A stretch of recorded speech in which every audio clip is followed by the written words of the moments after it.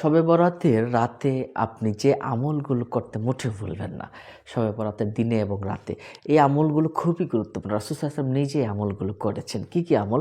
আমি কথা না বাড়িয়ে আপনার সরাসরি এই আমলগুলোতে চলে যাচ্ছি। আপনি ১ম এই যে কাজটা মনে রাখবেন এটা হলো নামাজের কথা রাসূল সাল্লাল্লাহু আলাইহি ওয়াসাল্লাম নিজে বলেছেন। হাদিস শরীফে এসেছে, ইবনে মাজাহ শরীফের হাদিস শরীফে আছে। তারপর তিরমিজি শরীফের হাদিস শরীফে আছে, শুআবুল ঈমানের হাদিসে আছে।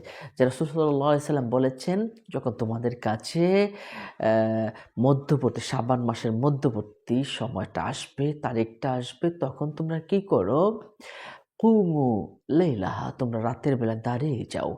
এর মানে কি জানেন? কুমু লাইলাহা মানে নামাজ আদায়ের কথা বলেছেন রাসূল সাল্লাল্লাহু আলাইহি সাল্লাম। এজন্য আল্লাহর ওলিগণ তারা দেখছেন যে সবসময় ১২ রাকাত কথা বলতেন বা আরো বেশি, আরো বেশি, আরো বেশি শত, শত যত রাকাত সম্ভব নামাজ আদায়ের কথা বলতেন। কারণ এ রাতে নামাজ আদায়, আল্লাহর কাছে দোয়া করা, তাসবিহ তাহলিল, কোরআন থেকে তেলাওয়াত করা, জিকির আজকার করা, এগুলো কিন্তু খুবই ভালো একটা ইবাদত বলে আমরা মনে করি এবং আল্লাহর ওলিগণ তাই করতেন। রাসূল সাল্লাল্লাহু আলাইহি ওয়াসাল্লামগণ, সাহাবায়ে কেরামগণ, তাবিঈনগণ, তাবিঈনগণ আমলগুলো করতেন। কি আমল? নামাজ পড়তেন। এই রাত সারারাত সজাগ থাকতেন। সুবহানাল্লাহ, সুবহানাল্লাহ। এরপরে আমরা এই রাতে নামাজ পড়লে কি হয়? আল্লাহ সুবহানাহু ওয়া তাআলা বলেছেন, এই রাতে যারা এই রাতটাকে জিন্দা রাখলো, সে যেন তার জান্নাতকে জিন্দা রাখলো, তার নিজেকে জিন্দা রাখলো, তার ঈমানকে জিন্দা রাখলো। সুবহানাল্লাহ, সুবহানাল্লাহ। এখানে সবচেয়ে বড় বিষয়টা হচ্ছে যে আমাদেরকে যে কাজটা করতে হবে এটা হলো আমাদেরকে নামাজের প্রতি গুরুত্বারোপ করতে হবে রাতে একটু বেশি। সারারাত সজাগ থেকে যদি আমরা করতে পারি, আমরা গুনাহ ক্ষমা করে দিবেন। আল্লাহ পাক তো সারারাত বলতে থাকেন, "কে আছো? হাল মিন মুস্তাগফিরিন, কে আছো আমার কাছে ক্ষমা চাবে? ফাগফির লাহু, আমি তাকে ক্ষমা করে দিব। হাল মিন মুস্তারজিকিন, কে আছো আমার কাছে রিজিক চাবে? ফারজুক লাহু, আমি তাকে রিজিক দান করব। অডেল, অডেল যা চাবে পৃথিবীতে আমি তাই দিব। তুমি কি খুব ঋণগ্রস্ত অবস্থায় আছো? আমাকে চাও না একটু? তুমি কি চাও আমার কাছে? আমি সব তোমাকে আজকে রাতে দিব। অঢেল, অঢেল ভরে তোমাকে দিব এই রাতে।" সুবহানাল্লাহ, সুবহানাল্লাহ।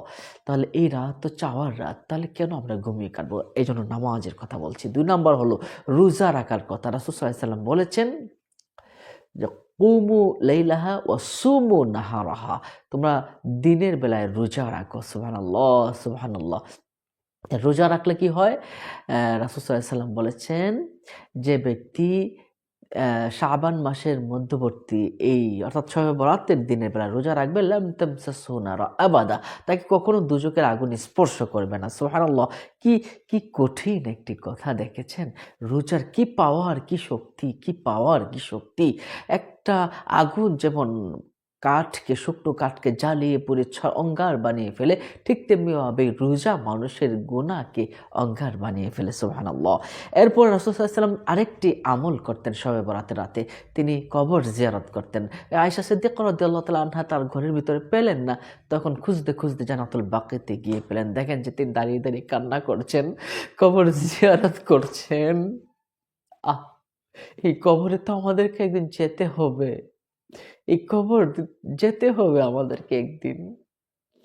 কবর জিয়ারত করছেন, নিজের মা-বাবার জন্য দোয়া করছেন, কবরবাসীর জন্য দোয়া করছেন। এজন্য আমাদেরকেও এই কবরবাসীর জন্য দোয়া করতে হবে। নিজের মা-বাবা যদি কবর থেকে থাকে, তাহলে ওই কবরে আমাদের গিয়ে একটু দোয়া করতে হবে। আল্লাহ তাদেরকে মাফ করে দাও। আল্লাহ তুমি তাদেরকে মাফ করে দাও। এমনভাবে তাদের জন্য দোয়া করতে হবে। রাসূল সাল্লাল্লাহু আলাইহি ওয়াসাল্লাম নিজেও এই দোয়াটা কিন্তু করতেন।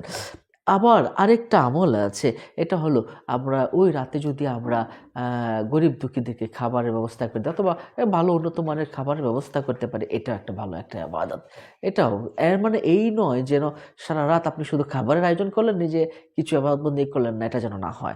তারপর তওবা ইস্তেগফার করতে হবে বেশি, বেশি। আল্লাহ রাব্বুল আলামিনের কাছে যেন আল্লাহ পাক আপনার গুনাহ মাফ করে দেন। আস্তাগফিরুল্লাহ রাব্বি মিন কুল্লি যামবি ওয়া আতুবু ইলাইহি, লা হাওলা ওয়ালা কুওয়াতা ইল্লা বিল্লাহিল আলিয়্যিল আযীম। এভাবে আপনি আমলগুলো করুন, আল্লাহ পাক রব্বুল আলামিন নিশ্চয়ই আল্লাহ পাক আপনার ডাকে সাড়া দিবেন। আল্লাহ আমাদেরকে সঠিকভাবে সুন্দর মতো আমল করার চাওয়ার তৌফিক দান করুন। আমিন। আসসালামু আলাইকুম ওয়া রাহমাতুল্লাহি ওয়া বারাকাতুহু।